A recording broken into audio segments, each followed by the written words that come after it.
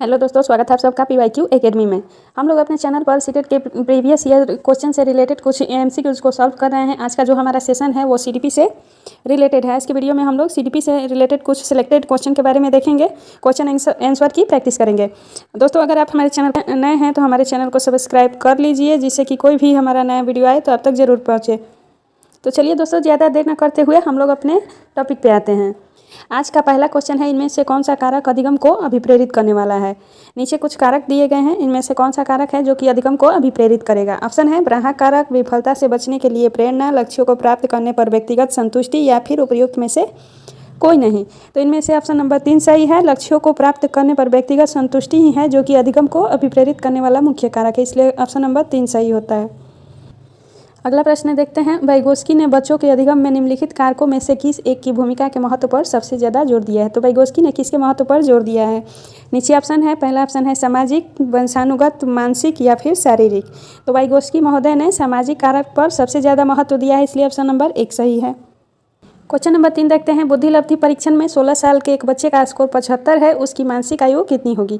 तो बुद्धि लब्धि परीक्षण हम जब करते हैं तो उसमें 16 साल के एक बच्चे का स्कोर 75 आता है, तो उसकी मानसिक आयु कितनी होगी। ऑप्शन है 6 वर्ष, 8 वर्ष, 10 वर्ष या फिर 12 वर्ष। तो इनमें ऑप्शन नंबर 4 सही है। 12 वर्ष उस बच्चे की मानसिक आयु होगी, इसलिए ऑप्शन नंबर 4 सही है। प्रश्न देखते हैं दोस्तों, निम्नलिखित में से कौन सा विकल्प विद्यालय आधारित मूल्यांकन के आधार पर सही है। तो कौन सा विकल्प है जो कि विद्यालय आधारित मूल्यांकन पर सही है। ऑप्शन है राष्ट्रीय मानकों को प्राप्त करने में बाधक है, सभी विद्यार्थियों को निदान के माध्यम से और अधिक जानने में मदद करता है, शिक्षा बोर्ड की जवाबदेही कम कर देता है, या फिर उपयुक्त में से कोई नहीं। तो यहाँ हमारा विद्यालय आधारित मूल्यांकन के आधार पर जो सही कथन है वो ऑप्शन नंबर 2 है, सभी विद्यार्थियों को निदान के माध्यम से और अधिक जानने में मदद करता है, इसलिए ऑप्शन नंबर 2 सही है हमारा। अगला प्रश्न देखते हैं दोस्तों, बच्चे कैसे सीख सकते हैं। निम्नलिखित में से कौन सा विकल्प इस संबंध में सत्य नहीं है। तो बच्चे कैसे सीख सकते हैं, इसके बारे में कुछ कथन दिए गए हैं, इनमें से कौन सा कथन सत्य नहीं है। ऑप्शन है बच्चे कई तरीकों से सीख सकते हैं। दूसरा है बच्चे केवल कक्षा में ही सीख सकते हैं। तीसरा है बच्चे सीखने के लिए स्वाभाविक रूप से प्रेरित होते हैं। या फिर चौथा है बच्चे तब सीखते हैं जब वे संज्ञानात्मक रूप से तैयार होते हैं। तो यहाँ हमारा राइट ऑप्शन होगा ऑप्शन नंबर 2। यहाँ गलत कथन दिया है ऑप्शन नंबर 2, जिसमें बच्चे केवल कक्षा में ही सीखते हैं। यह गलत है, बच्चे केवल कक्षा में ही नहीं बल्कि कक्षा के बाहर भी अपने सामाजिक पर्यावरण में भी सीखते हैं, इसलिए ऑप्शन नंबर 2 यहाँ राइट होता है। अगला प्रश्न देखते हैं, निम्नलिखित में से कौन सा सूक्ष्म गति कौशल का उदाहरण है। तो इनमें से कौन सा सूक्ष्म गति कौशल का उदाहरण है। ऑप्शन है कूदना, लिखना, दौड़ना और फिर चढ़ना।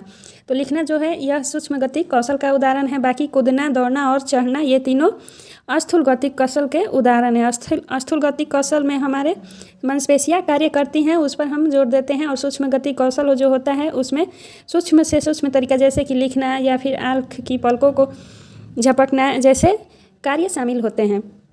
अगला प्रश्न है, किसने सबसे पहले बुद्धि परीक्षण का निर्माण किया था। तो बुद्धि परीक्षण का निर्माण किसने किया था। ऑप्शन है David Wechsler, Charles Darwin, Robert Sternberg या फिर अल्फ्रेड बिने। तो बुद्धि परीक्षण का सबसे पहले निर्माण अल्फ्रेड बिने ने किया था, इसलिए ऑप्शन नंबर 4 सही होता है। अगला प्रश्न देखते हैं दोस्तों, एक विकलांग बच्चा पहली बार विद्यालय आता है तो एक शिक्षक को निम्नलिखित में से क्या करना चाहिए। जब एक विकलांग बच्चा पहली बार विद्यालय आएगा तो एक शिक्षक के नाते आपको क्या करना चाहिए। ऑप्शन है उसकी विकलांगता के अनुसार उसे एक विशेष स्कूल में भेजना चाहिए।